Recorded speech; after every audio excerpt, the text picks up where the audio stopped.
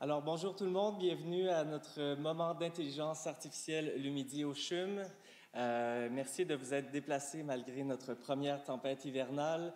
Pour tous ceux qui nous suivent à la maison sur notre Facebook Live, bienvenue. Aujourd'hui, je vais me présenter. Mon nom est Michael Lemelin-Brisebois. Je suis ambassadeur à l'École d'intelligence artificielle en santé du CHUM.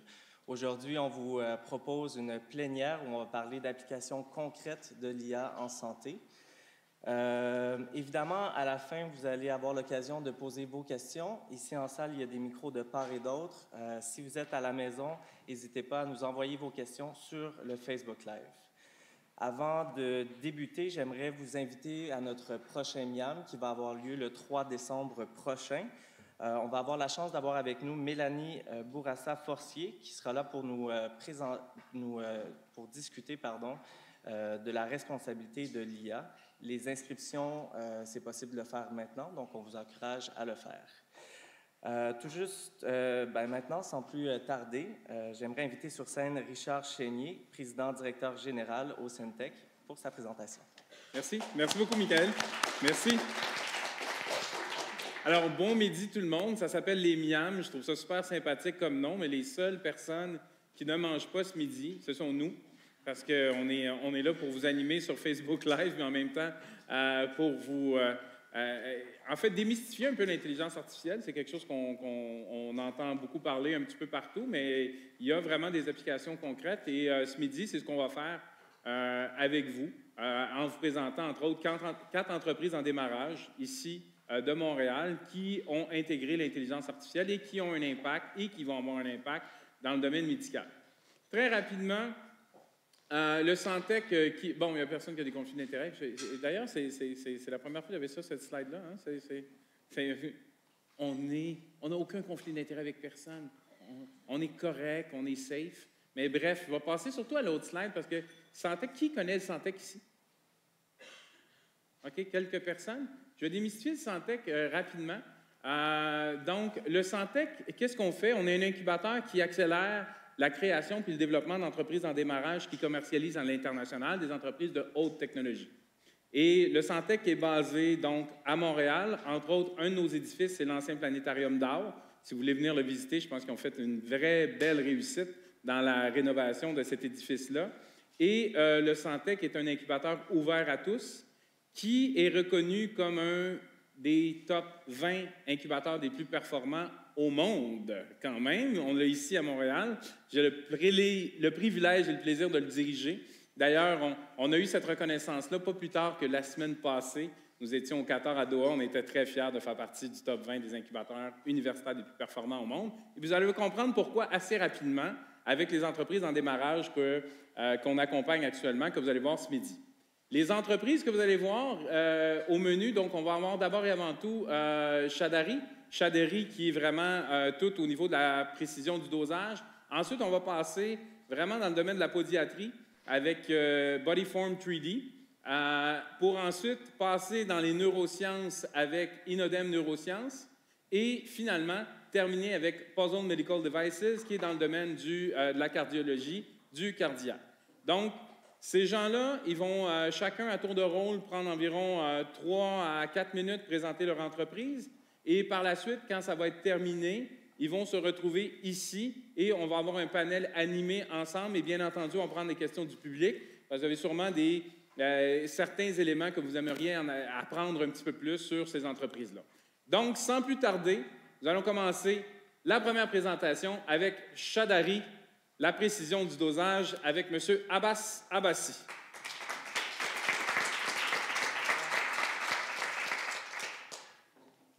Oui, le micro, hein, c'est vrai, on oubliait la technique des fois, un micro, le micro-bar.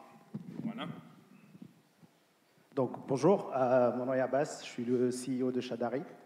Je vais vous présenter en fait notre technologie au niveau de la précision du dosage pour lequel en fait on est en train de travailler avec le CHUM pour pouvoir faire un pilote ici. Mais au-delà, nous sommes une entreprise en fait qui veut offrir des outils d'aide à la précision aux médecins et aux praticiens dans les hôpitaux pour pouvoir rapidement prendre des décisions dans les situations essentiellement d'urgence. Donc je vous présenterai aussi les autres produits pour lesquels nous travaillons. Donc supposons que vous avez un patient qui a une résistance aux antibiotiques actuellement. Un des médicaments que vous pouvez utiliser, ça s'appelle la vancomycine, c'est un antibiotique. Et le protocole de dosage de la vancomycine veut que en fait, vous donnez pour les patients ayant le même poids, la même dose. Donc ici, vous voyez sur ce graphe-là, en fait, à droite, le niveau de concentration sanguine de personnes ayant 70 kg de poids à qui on a donné donc 1500 mg de vancomycine.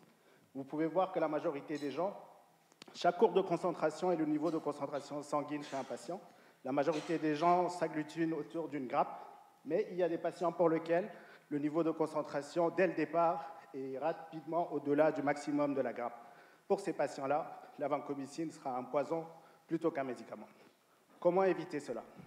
Nous, ce qu'on fait, on collecte les données biométriques, biochimiques du patient, on construit une version virtuelle du patient qui permet en fait aux médecins ou aux praticiens et aux pharmaciens en général de prédire avant le dosage quel sera le niveau de la bonne dose qui lui permettra d'atteindre une concentration efficiente sans pour autant qu'il y ait de la toxicité. À droite, on vous montre un exemple pour lequel on a fait une prédiction et pour plus de 95% de précision, ce qui est au-delà du taux de dosage initial qui est en dessous de 60% de précision. Mais Shadari, ce n'est pas juste le dosage. On fait en fait plusieurs choses. Comme je vous disais, on fait des outils d'aide à la décision pour les médecins. Donc, par exemple, si vous avez une patiente qui est enceinte, on est capable de prédire le temps avant qu'elle ait une prééclampsie, par exemple. Comment? En fait, en étudiant la patiente, pas juste à un moment donné, mais en étudiant son évolution dans le temps.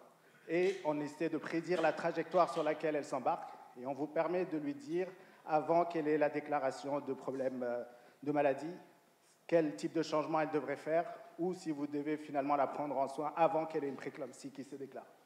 Un autre exemple, pour les patients qui sont transplantés, on est capable de dire en fait le délai avant qu'il y ait un rejet. Donc, c'est encore un autre outil d'aide à la décision pour les néphrologues qui suivent les patients. Et dans le cas où ils ont des donneurs en unité de soins intensifs, en fait, on est capable d'estimer la qualité d'un donneur. Donc, au Canada, il y a ce qu'on appelle la donation par mort après circulation, mais le choix de ces patients-là était essentiel parce que opérer un patient coûte énormément, c'est un grand problème pour les familles, et on fait énormément de tentatives avec des échecs. Et on essaie de résoudre ça avec ces TI-là. Enfin, pour les gens qui sont en immunologie, on est capable maintenant de dire, sur la base de la séquence génétique d'un vaccin, quel serait en fait, sur la séquence génétique d'un virus, quel serait le vaccin le plus efficace dans la banque de données des vaccins qui sont disponibles. C'est quelque chose qui se fait déjà avec l'influenza. Nous cherchons à l'étendre aux autres virus. Enfin, si vous êtes au laboratoire ici au CHUM, on est en train également de développer des outils de diagnostic qui vous permettront, hors laboratoire, de pouvoir identifier des superbactéries comme le staphylocoque résistant, mais aussi de pouvoir estimer la concentration sanguine des médicaments en utilisant le AI. Voilà, merci beaucoup. Merci beaucoup, Abbas Abbasi de Shadari. On va avoir l'occasion de se reparler bientôt. Maintenant, on va continuer avec la deuxième entreprise qui est Bodyform 3D, donc qui est dans le domaine de la podiatrie. Donc, Antonin Bérubé, c'est à toi. Bonjour à tous, mon nom est Antonin Bérubé, directeur de Bodyform 3D. Bodyform a vu le jour il y a environ 1 an. Étant podiatre de formation, j'étais à la recherche d'une technique un petit peu plus high-tech que ce que vous voyez, le plâtre de Paris. Pour ceux qui l'ignorent, le plâtre de Paris est encore utilisé par la majorité des podiatres à travers le monde comme outil de capture dans le but de fabrication d'une orthèse plantaire sur mesure. Le problème avec ça, c'est que les inconvénients du plâtre de Paris sont nombreux. Une technique hautement imprécise qui nécessite une multitude d'étapes de fabrication en plus d'être salissantes, coûteuses et longues. Tous autant que vous soyez médecin, infirmière ou autre dans le domaine de la santé, il y a tous une tâche qu'on aimerait pouvoir remplacer, une tâche qui est hautement répétitive, qu'on aimerait pouvoir déléguer à un ordinateur. Eh bien, pour moi, c'était la numérisation du pied. Et c'est ce qui a amené Bodyform à développer son premier produit, Podform, le pouvoir de numériser le pied à partir d'une simple application mobile. Tout simplement, avec une vidéo de quelques secondes, on permet de prendre la forme du pied pour automatiser la préparation d'une orthèse plantaire sur mesure. Voici un exemple. Comme je vous le disais, l'application mobile qui est déjà dans vos poches, aussi simple que de prendre une vidéo, un outil intuitif qui finalement sert à numériser de manière très précise le pied. Ce qui se passe au niveau de la fabrication, on a utilisé des techniques d'apprentissage machine qu'on a combinées à de la visionique de pointe et des déformations vectorielles pour pouvoir arriver à une précision qui est de l'ordre du millimètre. Ce qui est vraiment exceptionnel quand on pense qu'on se compare à des technologies de scanner 3D qui coûtent plusieurs dizaines de milliers de dollars, tout ça avec un outil qui est déjà dans nos poches. Le résultat, un fichier 3D prêt à la production d'orthèses plantaires. Pour Bodyform 3D, c'est seulement le début. C'est une des premières applications qu'on a développées, mais on peut s'imaginer dans un futur très prochain qu'on va venir scanner le corps complet pour de multiples applications, quand on pense par exemple à venir optimiser la dose des patients en fonction de la morphologie, ou encore dans un contexte d'urgence où on viendrait scanner le corps complet pour automatiquement détecter chez un grand brûlé la ratio de parties atteintes pour encore une fois optimiser le traitement de ces patients-là. C'est tous des applications dont la technologie va avoir un impact réel dans un futur très prochain. Merci. Merci beaucoup, Antonin Bérubé de Bodyform 3D. Maintenant, on va passer à Francis Arsenault de Inodem Neurosciences. Donc, Francis, la parole est à toi. Voici les outils. Merci beaucoup. Voilà, juste aller à la gauche de l'écran. Donc, bonjour tout le monde. Je m'appelle Francis Arsenault. Je suis le directeur chez Inodem Neurosciences. Donc, juste un petit peu de notre histoire et puis, je vais juste... ouais. Voilà. Alors, sur notre histoire et notre développement, donc, nous avons développé une technologie qui permet de suivre et de mesurer avec haute précision le mouvement des yeux à partir de la caméra d'un appareil mobile consommateur. Donc, puisque notre fondateur est neurologue, la première utilisation de cette technologie-là sert pour aider les patients à améliorer la qualité de vie des patients et améliorer la qualité des soins. Alors, comme certains d'entre vous le sachent ici, il y a plein de personnes qui ne peuvent pas communiquer pour diverses raisons, soit que ça soit à cause d'une maladie neurodégénérative ou peut-être un AVC, ou même des patients qui sont intubés dans les soins intensifs. Et comme la communication est quelque chose qui est très important pour augmenter la qualité de vie des patients et la qualité des soins, il faut faire quelque chose pour améliorer la communication avec ces patients-là. Donc, les solutions qui existent aujourd'hui varient, qui vont du très low-tech au très high-tech. Du côté low-tech, on a quelque chose, comme vous voyez ici à l'écran, un tableau de communication, où un professionnel utilise un quadrillé de lettres et ils vont lettre par lettre, ligne par ligne, pour aider un patient à communiquer une phrase ou un mot très simple, puis ça peut prendre plusieurs minutes pour communiquer un message qui est en fait pas super utile pour le patient ni pour le professionnel. C'est lent, c'est frustrant, tant que pour le professionnel que pour le patient. De l'autre côté, nous avons des systèmes par commande oculaire qui sont très coûteux. Comme vous voyez, par exemple, ceux que Stephen Hawking utilisait, il utilise des caméras infrarouges, des ordinateurs spécialisés et plein d'autres hardware third-party qui est très coûteux puis peu accessible pour la majorité des patients. Donc, ce que nous avons développé, c'est une technologie où l'utilisateur peut contrôler leur appareil mobile, en contrôler un curseur sur l'écran avec leurs yeux et sélectionner des phrases, des mots, et ça sert un peu comme un tableau de communication digital. C'est très simple à utiliser. C'est une application mobile qui est téléchargeable sur le Apple App Store, qui est déjà, aujourd'hui, c'est déjà sur le App Store. C'est une application qui s'appelle PGO.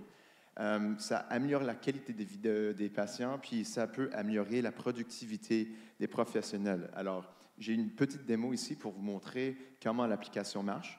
Donc, au début, vous rentrez juste simplement quelques informations sur les settings que vous voulez pour l'application. Après que vous cliquez « Continue », une calibration commence où l'utilisateur doit suivre cette icône sur l'écran pour calibrer l'application. La calibration est rapide, très simple, et ça utilise l'intelligence artificielle pour créer un modèle spécifique pour l'utilisateur pour qu'ils peuvent l'utiliser immédiatement. Une fois que la calibration est complète, vous voyez, le participant utilise le curseur jaune en le contrôlant avec leurs yeux. Ils peuvent sélectionner des phrases, ils peuvent même utiliser un clavier pour écrire des messages custom. On a maintenant aussi intégré des divertissements dans l'application. Donc, on a des vidéos accessibles sur YouTube. On a même l'habilité d'accéder aux nouvelles, de lire un écran comme ça et de le contrôler tout avec le mouvement des yeux. Donc, ça, c'est juste le début pour Inodem. Dans le futur, on veut même intégrer des médias sociaux et les courriels, n'importe quoi que vous pensez que vous pouvez faire avec un ordinateur normal, que vous pouvez même maintenant faire avec le mouvement des yeux. Merci beaucoup. Merci beaucoup. Merci beaucoup, Francis, de Inodem Neurosciences. Et on va terminer. Et ça, j'adore ça. On termine avec une Woman in Tech, avec Jade Doucet-Martineau, avec Puzzle Medical Devices.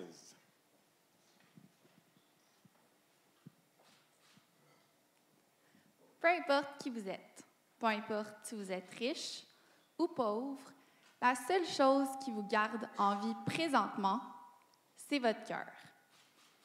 Il y a 250 000 personnes qui souffrent d'insuffisance cardiaque avancée et qui ont absolument besoin d'un nouveau cœur pour survivre.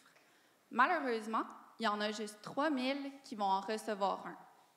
Les autres, ils vont rester malades parce que la seule autre option qu'il y a présentement sur le marché, ce sont des très grosses pompes cardiaques qui viennent être implantées par une chirurgie à cœur ouvert, alors que ces patients-là sont beaucoup trop fragiles pour subir une chirurgie aussi invasive. On leur offre donc un traitement par médication, malgré un taux de survie aussi faible que 50 % après seulement 2 ans. En plus, l'impact économique de la maladie sur la société s'élève à plus de 28 milliards de dollars annuellement juste en Amérique du Nord. Il y a donc un besoin criant pour les patients en insuffisance cardiaque avancée. Bonjour à tous, je m'appelle Jade, je suis cofondatrice chez Puzzle Medical Devices. Et chez Puzzle, on a développé la première pompe cardiaque minimalement invasive intelligente pour les patients en insuffisance cardiaque avancée. Je suis fière de vous présenter Mod Your Heart. Le principe est simple, on fait une toute petite incision au niveau de l'artère fémorale, puis on vient insérer tous les morceaux de notre pompe modulaire, un à la suite de l'autre, pour venir construire notre dispositif, mais seulement une fois rendu à l'intérieur de notre patient. Une fois implanté, on est les premiers à venir analyser les comorbidités du patient et à voir la destruction des éléments du sang en temps réel pour venir prédire la vitesse de rotation et le débit nécessaire pour offrir un support optimal à nos patients. On vient donc éviter les risques traditionnels que les pompes présentement sur le marché ont de détérioration du patient, comme les saignements gastro-intestinaux et les accidents vasculaires cérébraux. Hier, on a complété notre première étude in vivo avec un énorme succès. Notre prochaine étape, c'est de venir compléter toutes nos études précliniques pour venir sauver notre premier humain d'ici les 2 prochaines années. Puzzle Med est né il y a 1 an et demi. On est 3 cofondateurs, Gabriel qui est en médecine, François en robotique et moi, Jade, en génie mécanique. Récemment, on a ajouté à l'équipe le Dr Philippe Généreux, un des meilleurs cardiologues interventionnistes en Amérique du Nord, et Stuart Kozlik, à titre de directeur général. Ensemble, avec notre équipe de 15 personnes et avec le support du Santec et des institutions comme le CHUM, on est en train de développer la pompe cardiaque la plus sécuritaire au monde pour venir sauver éventuellement plus d'1 250 000 patients qui en ont besoin annuellement. Merci. Good. Merci beaucoup, Jade. Je ne sais pas si vous êtes impressionné par tout ce que vous voyez, mais nous, c'est notre quotidien. Hein. On a des centaines d'entreprises comme ça, dont à peu près 30 à 40 dans notre programme Propulsion, qui est un programme de support de 2 ans. Et le problème, quand Julie m'a approché pour venir parler d'intelligence artificielle et de solutions appliquées, c'était pas de dire de trouver des compagnies c'était plutôt de choisir lesquels on va amener ici, parce qu'on a à peu près des entreprises en médical en intelligence artificielle actuellement qui sont au Santec. On a une douzaine de ce calibre-là. Je commencerai un peu les échanges. On va ouvrir les questions au public un petit peu plus tard, mais je commencerai quand même les échanges d'abord et avant tout avec une question assez simple. C'est d'où est partie l'idée de, un, vouloir partir une compagnie, et deux, ce produit-là ou de s'intéresser à cette problématique-là. Je ne sais pas qui veut commencer en premier. Vas-y, Antonin. Bien, je peux commencer. En fait, bien, pour moi, comme je l'ai dit en présentation, c'est venu d'un besoin intuitif dans la pratique de tous les jours. Donc, c'est une problématique que je rencontrais qui est encore à l'université dans les cours, c'est la technique qu'on apprenait. Donc, c'est vraiment suite à la réflexion par rapport au fait que je ne peux pas comprendre qu'en 2019, on utilise encore des techniques autant archaïques que vraiment est venue l'idée de dire bien, il doit y avoir une solution technologique qui peut répondre à ce besoin-là. Mais tu n'es pas diatre, c'est ça que je comprends. Pas diatre de hein? formation, exactement. Donc, tu as abandonné ta pratique pour ta compagnie ou comment tu deals avec ça? Bien, tout a commencé, dans le fond, au moment d'ouvrir ma première clinique, que là, j'ai vraiment voulu avoir une belle clinique du système informatique. On ne prend plus de notes papier, on prend des notes sur des tablettes, mais encore là, je me retrouvais à venir prendre du plâtre de Paris pour prendre la prise d'empreinte. C'est vraiment cette dichotomie-là que je me suis dit, ça me prend quelque chose de technologique, puis en regardant ce qui se faisait sur le marché, il n'y avait rien qui répondait vraiment aux besoins, à mes besoins en tant que podiatre. OK, excellent. Abbas? Moi, je suis à la base un spécialiste des prédictions des marchés financiers. Et je faisais un doctorat en mathématiques appliquées à Polytechnique. Et j'avais un intérêt particulier pour la biotechnologie. Et quand l'opportunité s'est présentée de rejoindre un laboratoire à l'UDM, j'ai embarqué. Puis, quand j'ai identifié le problème, j'ai trouvé ça assez intéressant. Et dans le fond, je voyais déjà comment l'intelligence artificielle changeait les marchés financiers, changeait le marketing, ce qui était un autre domaine dans lequel j'étais un peu impliqué. Puis, je pensais que c'était le moment opportun pour pouvoir sauter sur cette vague-là, qui est quand même une vague énorme qui va changer le monde. Et définitivement, donc c'est pour moi un intérêt personnel pour la biotechnologie et puis l'opportunité de pouvoir rejoindre une nouvelle vague. Fait que là, tu as abandonné complètement le marché de la finance, c'est ce que Non, je continue un peu sur le côté, mais c'est définitivement, Chadari est devenu 99% de mon temps. Oui. OK. Ouais. Good. Francis? Oui, donc pour nous, on avait une problématique un peu similaire à toi, qu'il y avait beaucoup de technologies qui nous paraît un peu ancienne, utiliser un quadrille de lettres en papier et tout. Et puis, l'autre côté des solutions, c'était des solutions qui coûtaient extrêmement cher. Puis, on se disait, on se demandait pourquoi est-ce qu'on ne peut pas juste utiliser les caméras qui existent dans nos poches, qui sont des appareils consommateurs, dans le fond. Puis là, on a été chanceux que la technologie est arrivée là maintenant, qu'on peut utiliser l'apprentissage machine, l'intelligence artificielle pour créer une application mobile. Et puis même, le nom de notre compagnie, Inodem, ça vient des mots innovation et démocratie. Et c'est vraiment notre but de démocratiser non seulement la recherche en neurosciences, mais la technologie aussi. Okay. Et tu viens-tu du marché de la construction? Ils sont tous, lui, dans son secteur? Non, en fait, moi, je viens du marché finance aussi.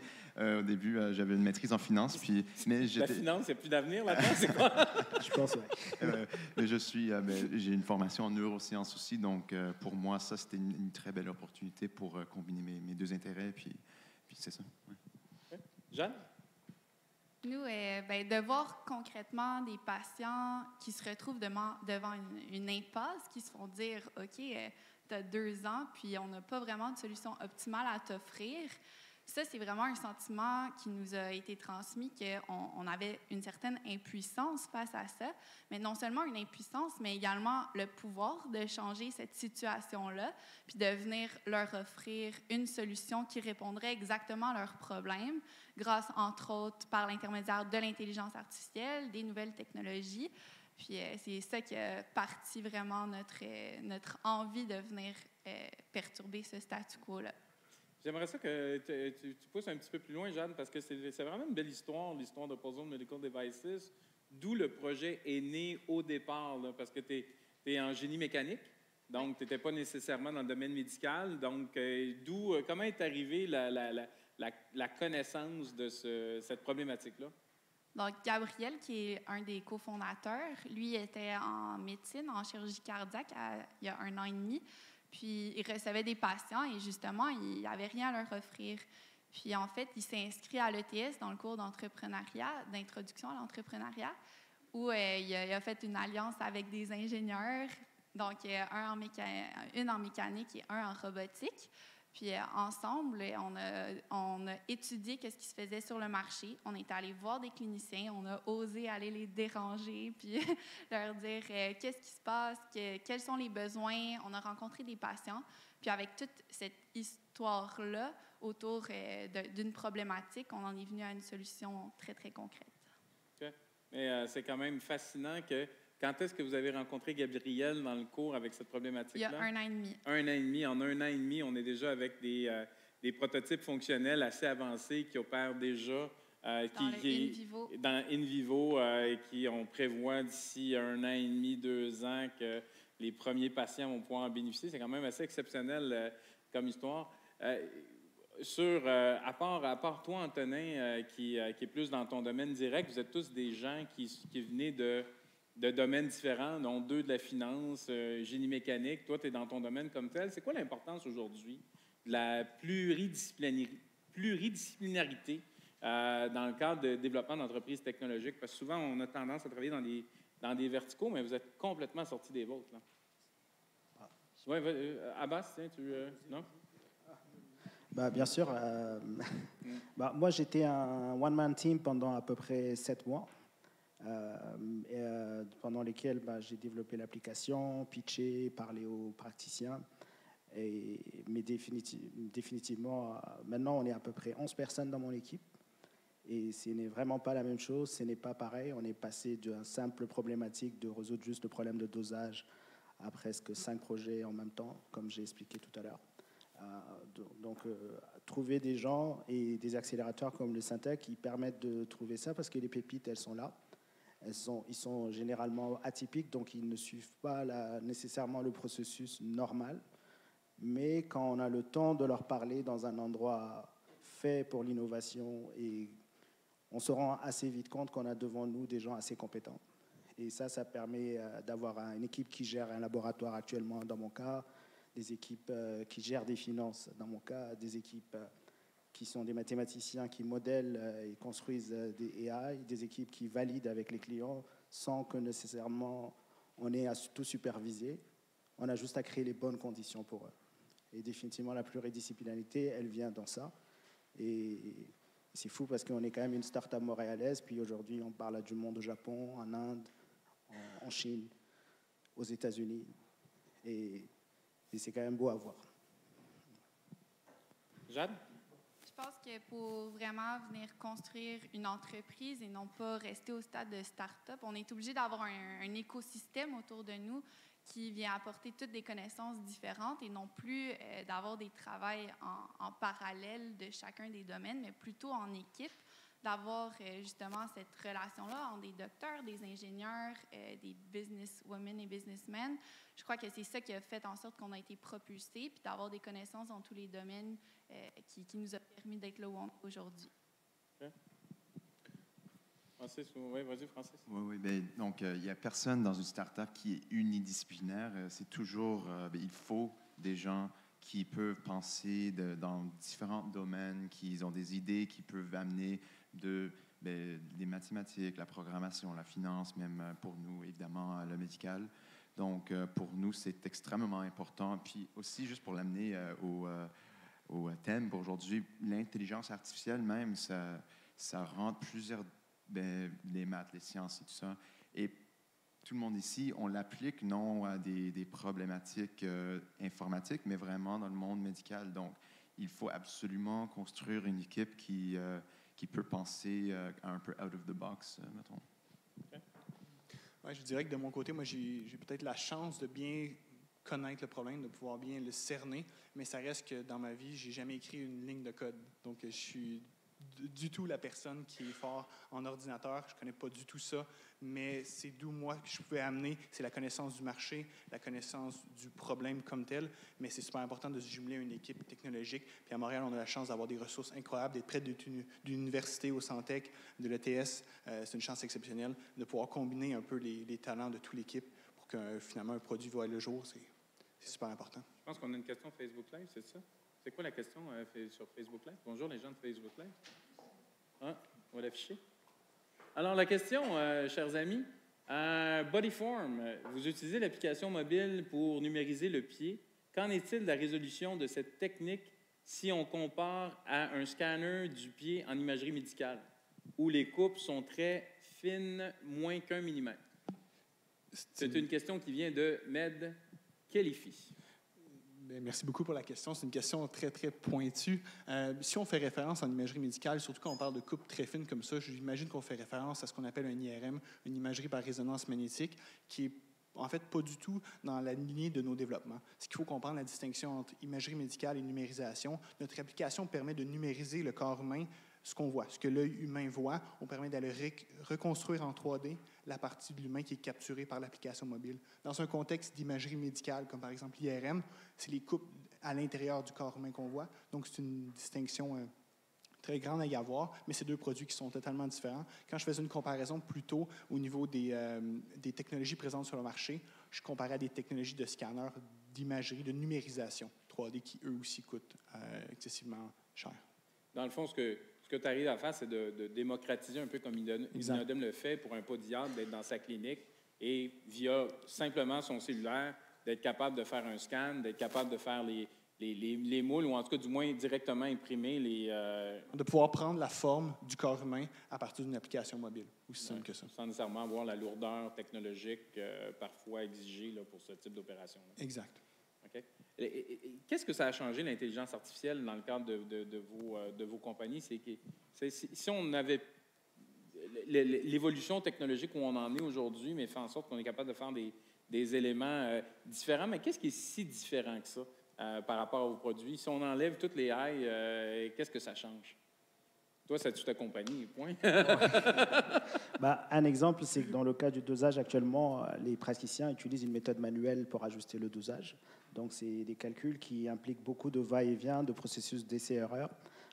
S'il n'y avait pas les AI, avant les AI, il y a du monde qui essayait de faire des logiciels qui permettaient de changer ça, mais qui n'arrivaient pas. Ils n'étaient pas plus performants que la méthode manuelle. Et malgré tout, la méthode manuelle elle-même n'est pas si efficace que ça, parce que dans notre cas, par exemple, pour les bactéries super résistantes, en moyenne, les gens meurent 7 jours après diagnostic. Et ça prend à peu près 3 jours pour trouver la bonne dose manuellement. Donc 50% du temps est quand même perdu juste dans ce processus d'essai-erreur. Et c'est la meilleure solution qu'on a actuellement. Okay. Donc, il y a un gain de temps assez majeur. Il y a un gain majeur absolument fantastique. Nous, on le fait en quelques minutes. Okay. C'est ça le changement, donc définitivement, oui. Dans ton cas, Francis? Mais pour nous, c'est sûrement comme j'ai mentionné avant, que ça aide vraiment à démocratiser l'accès à cette technologie-là. Parce qu'avant, quand on avait, comme j'ai mentionné dans mes présentations, on était entre le papier puis un Rolls-Royce. Tu sais, il n'y avait rien dans le milieu. Alors là, maintenant, avec l'intelligence artificielle, on pourrait créer quelque chose qui utilise les appareils que tout le monde a accès, puis on peut télécharger quelque chose très facilement et ça marche comme aussi bien que quelque chose qui coûte extrêmement cher. On a un niveau de précision comparable aux concurrents qui utilisent des caméras infrarouges. Donc pour nous, ça c'est une excellente... sans les AI, on ne sera jamais capable de faire quelque chose comme ça. Je vais sauter à Jade. Tantôt, on ira à une question Facebook Live, mais Jade, c'est une pompe cardiaque. Et quand on regarde ça, ça a l'air plus mécanique que d'autres choses. Là, mais qu'est-ce que l'intelligence artificielle a apporté à votre pompe qui est si spéciale? En fait, les pompes cardiaques présentement sur le marché, ce sont des solutions donc le patient doit s'adapter à la solution. En fait, on a créé une pompe cardiaque qui est pareille pour tous les patients, puis le patient doit s'y conformer, s'y adapter. Alors que nous, chez Puzzle, on a l'opportunité d'avoir développé une solution qui, c'est elle maintenant qui va s'adapter à chacun des patients, parce que tous les patients arrivent avec des comorbidités complètement différentes qui sont impossibles de tout prédire avec une pompe qui va être simplement mécanique. Il nous faut maintenant un contrôleur, une espèce d'intelligence qui va venir déterminer en temps réel les complications qui se passent et réagir en conséquence pour venir offrir un support optimal. Puis je crois que sans l'intelligence artificielle, ça se pourrait pas parce qu'un être humain est extrêmement complexe. C'est impossible de venir justement développer une solution qui va répondre à chacun des patients de façon optimale sans avoir de détérioration de ce patient-là. Là, tu m'intrigues, je ne sais pas si, parce qu'il y a toutes les questions de propriété intellectuelle des fois à l'intérieur de ça, mais concrètement, elle fait quoi de si intelligent que ça, de s'adapter aux patients? Ça demeure une pompe qui fait circuler le sang? Donc oui, en fait, les pompes présentement, ce sont des pompes qui viennent être implantées à l'intérieur du ventricule gauche. Puis qu'est-ce qui arrive, c'est qu'elle pompe en continu. Qu'est-ce que ça fait, ça? C'est que ça détruit constamment les protéines à l'intérieur du sang, les éléments qu'il y a, puis ça crée des segments gastro-intestinaux. Nous, notre pompe, on vient justement étudier, par exemple, les arythmies pour être pulsatile avec le cœur. La pompe, elle va décider en temps réel, dépendamment de la destruction des éléments, pour pouvoir permettre justement une régénération des facteurs qui sont détruits, puis décider, OK, est-ce que là, on va diminuer la vitesse de rotation, sauter un battement sur 2 pour permettre justement cette régénération-là et empêcher les segments chez le patient. Ça m'impressionne. Je suis désolé. Moi, ça m'impressionne. Dans ton cas? Oui, bien en fait, pour Bodyform 3D, dans le fond, on croit vraiment que, dans le fond, l'intelligence artificielle, ce qu'elle vient faire, c'est qu'elle vient ajouter un super pouvoir à ce qu'on appelle du computer vision, la visionique de pointe. Ce que ça permet de faire concrètement, c'est qu'à partir de notre acquisition, dans un contexte idéal, probablement qu'on n'aurait pas besoin d'intelligence artificielle, mais c'est vraiment qu'on vient en contexte de situation réelle, par exemple dans une clinique, dans un hôpital, auprès des patients, des gens qui bougent. Et l'intelligence artificielle, ce qu'elle vient faire, c'est qu'on va faire une forme de complétion de données. Donc, même si l'utilisateur n'a pas l'environnement parfait, l'intelligence artificielle est capable de venir compléter et venir recréer la donnée, dans le fond, venir compléter à partir des bases de données qui sont déjà existantes. Good. On va aller sur la question Facebook, Facebook Live. Alors, question de Mireille Paradis. Merci pour vos présentations. Bienvenue. Très, très apprécié comme feedback. J'aimerais savoir si vos solutions sont présentement disponibles pour les patients, tant au CHUM ou dans d'autres centres hospitaliers. Je vais vous laisser répondre à cette question-là, mais j'avais justement une question par rapport à ça, puis on va aller après avec les questions du public ou d'autres de Facebook Live. Allez-y. Et pour notre stage, elle n'est pas encore disponible directement aux patients, mais on est en train de commencer le test pilote au CHUM. Donc, il sera bientôt disponible et on cherche à recruter pour notre pilote justement des patients qui seraient consentants à ce que le médecin utilise la technologie pour pouvoir les doser. Donc, elle sera disponible pour ces patients-là, définitivement. OK. Les autres? Toi, dans ton cas, Antonin, je ne pense pas que c'est un défi. Ou, vas-y. Non, elle n'est pas aujourd'hui, elle n'est pas disponible dans les centres hospitaliers. La technologie aujourd'hui vise principalement les cliniques externes, quoique aujourd'hui on est en discussion là, pour vraiment pouvoir faire des projets pilotes avec le CHUM dans des contextes de scanning corporel, mais complet. Par exemple, dans un domaine d'application très précis qui est les grands brûlés, ce seraient des avenues qui seraient intéressantes pour nous dans un futur prochain. Okay. Jade? Nous, on est encore dans les études précliniques in vivo, donc non, on n'est pas encore disponible pour les patients au CHUM. Mais d'ici 2 ans, oui. Mais pour nous, la réponse est oui. On est déjà disponible. En fait, c'est une application qui peut être téléchargée aujourd'hui sur le App Store Apple. C'est présentement disponible juste pour des tablettes, mais on vise de le sortir sur Android et les téléphones intelligents bientôt. Mais en fait, ça peut être téléchargé gratuitement. Vous pouvez faire une calibration et commencer à contrôler l'application dès aujourd'hui. Puis là, il y a un modèle, c'est un modèle freemium, donc vous pouvez payer pour avoir des features payantes. OK. Good, excellent. Et avant de rentrer dans les questions, puis c'est peut-être des questions qui vont venir aussi du public, c'est quoi les défis que vous avez particulièrement? Vous êtes dans le domaine de la santé, c'est pas évident de faire de la nouvelle technologie dans ce domaine-là. C'est quoi les principaux défis que vous rencontrez? La réticence au changement, définitivement. On pourrait penser arriver avec une nouvelle solution qui est très avant-gardiste, d'arriver avec des solutions qui coupent les coûts, qui coupent le temps. Et malgré ça, on a quand même des fois une réticence en disant, bien, ça fait 20, ça fait 30 ans, je fais la même chose. Donc, la réticence au changement, je pense, c'est le principal objectif qu'on a vraiment là, à se battre contre. Moi, je dirais qu'on a quand même beaucoup de chance au Québec d'avoir un gouvernement qui est assez ouvert à l'innovation. Donc, Ça permet d'accélérer l'implémentation des innovations dans le système de santé. Les défis qu'on a, ce sont plus en dehors du Québec et surtout à l'international, parce que on vient bousculer des systèmes établis. Donc, mais ça fait partie du processus de changement.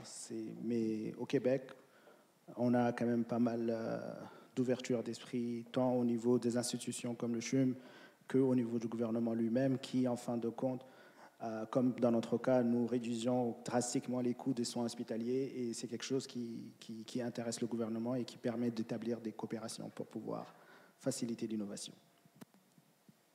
Oui, pour nous aussi, mais on est très chanceux au Québec et au Canada en termes de l'adaptation de la technologie, mais c'est surtout de nous établir dans des marchés internationaux, surtout aux États-Unis, où il y a un système médical complètement différent que ce que nous, on a au Canada, puis même en Europe, où il y a beaucoup de remboursements par l'assurance et beaucoup d'infrastructures qui peuvent aider à distribuer des technologies médicaux comme la nôtre.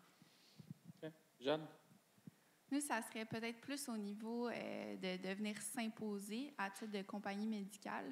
C'est tous des personnes qui sont déjà connues dans le domaine, d'arriver, d'être jeunes, d'être nouveaux. C'est sûr que c'est difficile d'avoir cette notoriété-là. Puis c'est pour ça qu'on est allé chercher, par exemple, le Dr Philippe Généreux à titre de chef médical pour venir obtenir ce respect-là, si on peut dire. Puis également, le temps, on est pressé. Nous, on a hâte que ça arrive sur le marché, de pouvoir venir offrir cette solution-là. Il y a des patients qui sont présentement en train de mourir, mais on a toutes les régulations à suivre puis qui coûtent extrêmement cher, justement. Donc, l'argent également, si je peux ajouter. Des questions du public?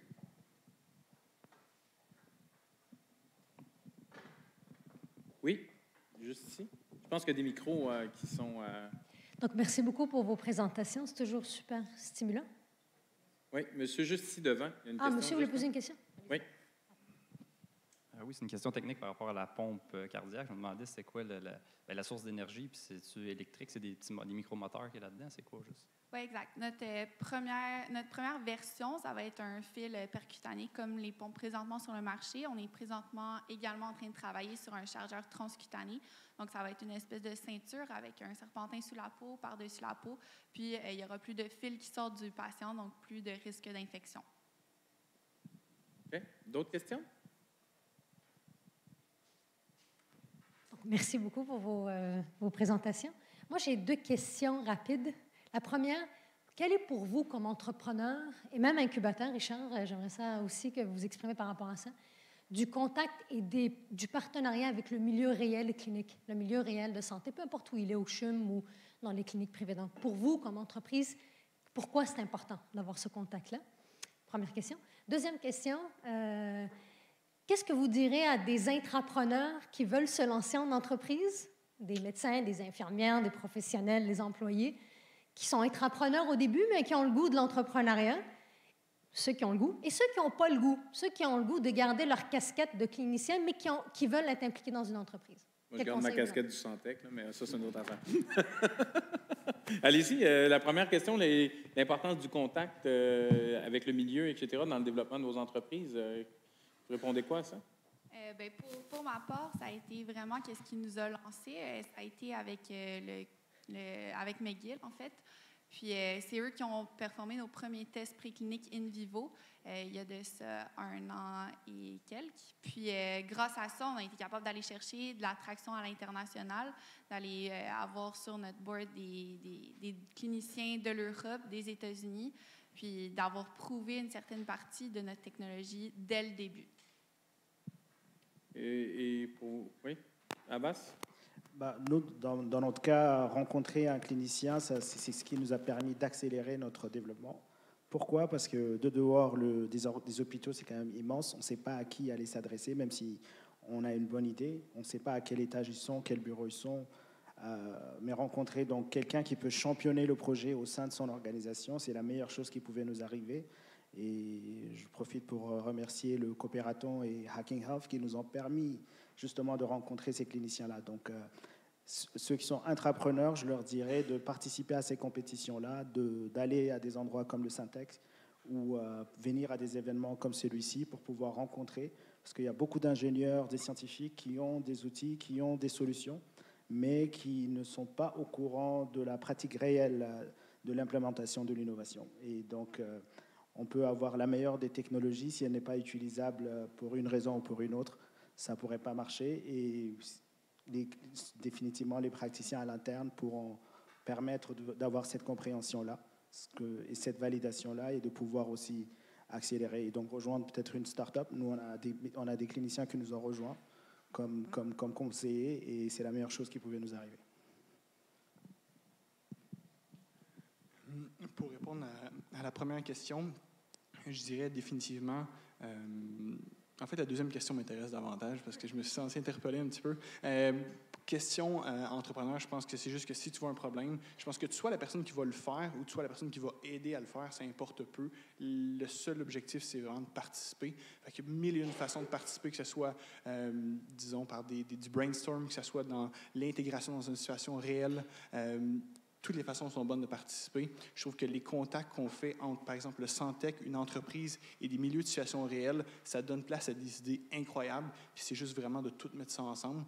Donc, la façon de participer importe peu. Je pense juste que c'est de dire, on a une idée, on voit un problème et on se met le nez dedans, finalement. Et définitivement, là, les tests en situation réelle, plus ils se passent tôt dans la phase d'élaboration du produit, je pense que plus tôt on fait face à des problèmes, plus tôt on peut les régler et plus tôt on est prêt à faire face à la vraie vie, là, un produit qui est fonctionnel. Oui, pour nous, le design avec la communauté est extrêmement important pour nous. Par exemple, on avait notre produit, puis on le présentait à divers professionnels. Puis là, ils nous ont dit à un moment donné, bien, vous avez fait un over-design presque. Donc, pour nous, quand on est en train de développer un produit, c'est très facile de nous dire, bon, on veut toutes les différentes bidules, on veut rentrer tout dans notre produit, mais en fin de compte, bien, on a réalisé qu'on a déjà fait tout le travail. Donc, la communication avec les utilisateurs qui vont utiliser notre produit, puis les professionnels qui vont le recommander, à la fin de la journée, c'est extrêmement important pour nous, puis ça mène à des très bons résultats. Puis là, pour répondre à la deuxième question, peut-être ce que je dirais à un jeune entrepreneur, c'est joignez-vous au Santec. mais au-delà de ça, pour la question, je vais juste, puis après, on a une question Facebook Live pour la portion intrapreneur ou entrepreneur de se lancer. Il y a quelque chose qui change beaucoup dans notre culture, puis que je trouve intéressante, c'est se lancer en affaires aujourd'hui puis développer une entreprise, c'est possible. La technologie est de plus en plus accessible. Et souvent, un entrepreneur, dans le fond, qu'est-ce qu'il fait? C'est qu'il résout des problèmes. Donc, quand on est conscient d'un problème, on essaie de comprendre cette problématique-là puis d'apporter une solution. Pour nous, l'intelligence artificielle, au Santec, c'est une verticale. C'est comme maîtriser l'alphabet. Donc, maintenant, comment tu vas utiliser l'alphabet pour écrire quelle histoire avec? C'est là où ça change une chose. Et quand on regarde ces 4 entrepreneurs-là, puis tous les autres entrepreneurs, ils se sont intéressés à une problématique et ils ont amené de la technologie, diverses technologies ensemble, ils les ont assemblées pour apporter une solution. Et c'est ça la beauté d'aujourd'hui. Puis je pense qu'on n'a jamais eu une ère où l'entrepreneuriat était aussi accessible, même dans le médical. Tu sais, qui aurait pu croire qu'une entreprise d'étudiants dans un cours arrive à une pompe cardiaque qui va sauver des patients? Et à un moment donné, mais les intrapreneurs ou les entrepreneurs peuvent se joindre à ces problématiques-là, et c'est là que le milieu devient intéressant. L'entrepreneuriat, on a souvent eu comme optique, c'est quelqu'un, à un moment donné, qui s'élevait, puis c'est un entrepreneur né, puis qui a suivi son pattern tout le long, puis que ça a fini avec un bombardier, puis ça a fini avec un CGI. Aujourd'hui, c'est plus vrai. Là, même l'entrepreneuriat est rendu quelque chose de plus démocratique que ce l'était. Donc, et il y a moyen de joindre l'utile à l'agréable là, avec des parcours mitoyens où il est toujours en finance 1% du temps, à podiatrie, puis à un moment donné, mais tranquillement, il intègre ses solutions. On va aller avec la question à Facebook Live. Je pense que ça va être une des dernières questions qu'on va avoir avec le temps qui nous reste. Est-ce que la question Facebook Live arrive? Et la voici. Alors, blackout total. Donc, oups. Ah, un input. Est-ce que quelqu'un là serait en mesure de nous la lire ou de nous la dire? Mais Cynthia, tiens, Ouais, attends, on va avoir la lecture de la question Facebook. Ah, elle est là maintenant. Elle est revenue. Question de Laurent Fellono. Pensez-vous que vos solutions seront accessibles à l'ensemble de la population, c'est-à-dire quelle est votre vision sur l'accessibilité et l'égalité des chances d'accès? C'est intéressant, puis tu parlais de démocratisation, justement, Francis. On va commencer. Est-ce que vous pensez que ce que vous développez, ça va être accessible uniquement à une élite particulière? Ou c'est quoi la place de cette dimension-là de démocratisation dans vos projets? C'est vraiment notre raison d'être pour démocratiser notre technologie. Donc, pour répondre à la question, on veut vraiment que ce type de technologie soit accessible à tout le monde, même si un jour on pourrait le sortir d'un contexte médical et puis même créer une technologie qui pourrait permettre à n'importe qui de contrôler un appareil mobile juste en utilisant leurs yeux. Je pense que ça, c'est vraiment le futur du mobile, en fin de compte. Donc, pour nous, l'idéal, c'est vraiment d'avoir cette technologie accessible non seulement dans le monde médical, mais ailleurs aussi. Et puis, je pense que les développements qu'on fait dans l'intelligence artificielle peuvent vraiment nous amener à ce futur-là. Okay. Abbas? Pour nous, c'est complètement essentiel parce que ça vient de l'histoire même des gens qui travaillent, qui ont fondé l'entreprise.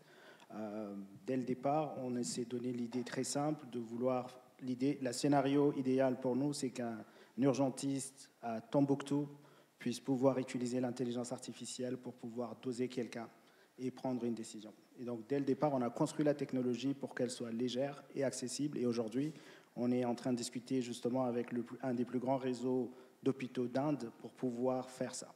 On veut véritablement, et pour ça, on a fait des sacrifices, même dans le choix des financements, pour pouvoir garder cet objectif-là.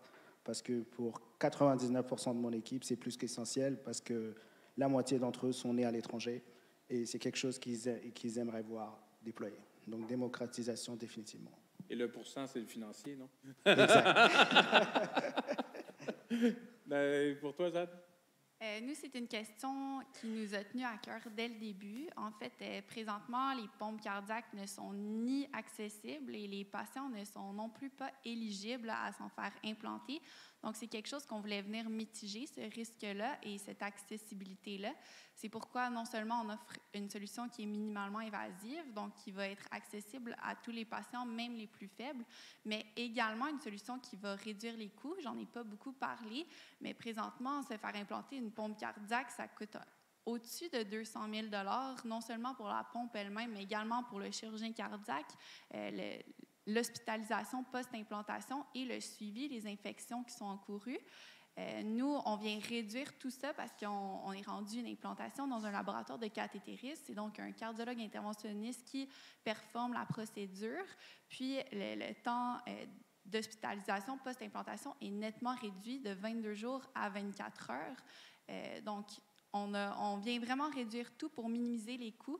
Puis, on a décidé, en tant que compagnie, de non pas prendre cette opportunité-là pour venir faire plus d'argent, mais de prendre cette opportunité-là pour venir l'offrir à un plus grand nombre de patients sans risquer qu'il y en ait qui n'y ait pas accès seulement à cause du coût. Antonin? De prendre l'approche mobile est définitivement un objectif de voir démocratiser notre technologie. Aujourd'hui, au stade de développement où on en est, l'application est à visée médicale, donc utilisée par des professionnels de la santé. Le but étant d'optimiser ce professionnel de la santé-là. Le but est de diminuer sa charge de travail, d'enlever toute la partie logistique, technique, et pour qu'il puisse se concentrer vraiment sur à quoi il y a une plus-value. Puis ça, c'est la relation avec le patient. Donc, pouvoir tout enlever ce qui est autour et vraiment pouvoir aller chercher le meilleur. On va y aller avec une dernière question, une question blitz, ça, de ce côté-là. Juste ici, dernière question. Bonjour, donc Cynthia Delille, comme plusieurs me connaissent. Je suis vraiment contente d'être venue et vos présentations étaient excellentes. On en apprend tous les jours sur vos entreprises qui évoluent dans le temps. Donc, ma question serait la suivante. Où vous voyez-vous dans 1 an et dans 5 ans? Et si vous pouvez répondre en fonction des marchés internationaux, ça serait bien. Très bonne question pour conclure là-dessus. Vous voyez dans 1 an et dans 5 ans, toi, dans 1 an, tu vas être encore en train d'implanter, mais dans 5 ans, vous voyez où? On va commencer par Puzzle. Dans 5 ans, en fait, nous, on compte devenir une grosse entreprise de dispositifs médicaux. Modular Heart, qui est notre pompe cardiaque, est notre premier produit. On a déjà 4 autres produits pour lesquels on a des demandes de brevets qui ont été déposées. Donc, plus on a autour de nous un écosystème, plus les cliniciens veulent embarquer dans ce mouvement-là, qui est le médical, le medtech, en fait. Puis, des gens de tous les domaines viennent nous voir pour nous présenter une problématique et nous dire « Hey, vous êtes capable de changer les choses, mais est-ce que vous pouvez m'offrir une solution pour cette problématique-là? » Puis ça nous donne l'opportunité, justement, de construire une compagnie avec de plus en plus de personnes qui y contribuent. Et je crois que ça va faire en sorte que dans 5 ans, on va être une grosse compagnie de dispositifs médicaux. Là, je vais poser une question complémentaire, je vais me le permettre, en tant que gestionnaire et modérateur, parce que tout le monde la pose tout le temps. T'as quel âge, Jeanne? C'est Facebook Live, là, t'as le droit de le dire. J'ai 23 ans, puis je crois que c'est une belle chose que de commencer vraiment jeune, parce que justement, on a de l'ambition. On n'a pas justement des autres activités, si on peut dire. Puis, Obligation. Oui, obligation. Donc, puis justement, ça fait en sorte qu'on a un certain capital sympathie. Les gens veulent venir vers nous, ils n'hésitent pas. On a des cliniciens, par exemple, le docteur Jeannot Potvin du CHUM, qui n'a pas hésité à venir vers nous et à dire « Moi, je suis là, je vous offre tout le support dont vous avez besoin. » Hier, c'est lui qui a fait la procédure dans notre modèle vivant. Puis, on est extrêmement reconnaissant de ces cliniciens-là qui peuvent venir puis qui n'hésitent pas non plus. Là, on est supposé faire, juste par respect, en 10 secondes. T'es où dans 5 ans? Application mobile disponible partout. Donc, évidemment, là, aujourd'hui, on est au Québec. On va être partout dans le monde dans 5 ans. Et comme Jade le disait, le défi aujourd'hui, c'est de dire non. Parce qu'une application peut faire 1000 et une choses. On se concentre sur une chose, mais on veut éventuellement ouvrir nos horizons vers d'autres applications, comme par exemple le corps complet. Abbas? Géographiquement, nous, une semaine après notre incorporation, on était déjà en Chine en train de pitcher notre technologie. Donc, on veut définitivement être partout, surtout parce qu'on a une vision d'accessibilité au niveau planétaire. Mais je dirais, dans 5 ans, on veut être un outil d'aide à la décision de référence pour les praticiens dans les milieux hospitaliers, peu importe le type de décision qu'ils veulent faire. C'est ça notre objectif. Good. Inodem, en conclusion? Et puis pour nous, l'utilisation du suivi du mouvement des yeux, c'est juste le début pour la communication. Dans 5 ans, on vise à être capable d'aussi faire du diagnostic avec ça. Donc, il y a plein de maladies neurologiques qui causent des anomalies spécifiques dans le mouvement des yeux. Puis là, on peut mesurer ça avec notre application. Puis on aimerait, dans le futur, être capable d'avoir quelque chose de similaire, une application téléchargeable qui peut non seulement aider à diagnostiquer les maladies neurologiques, mais aussi suivre leur progression. Parfait.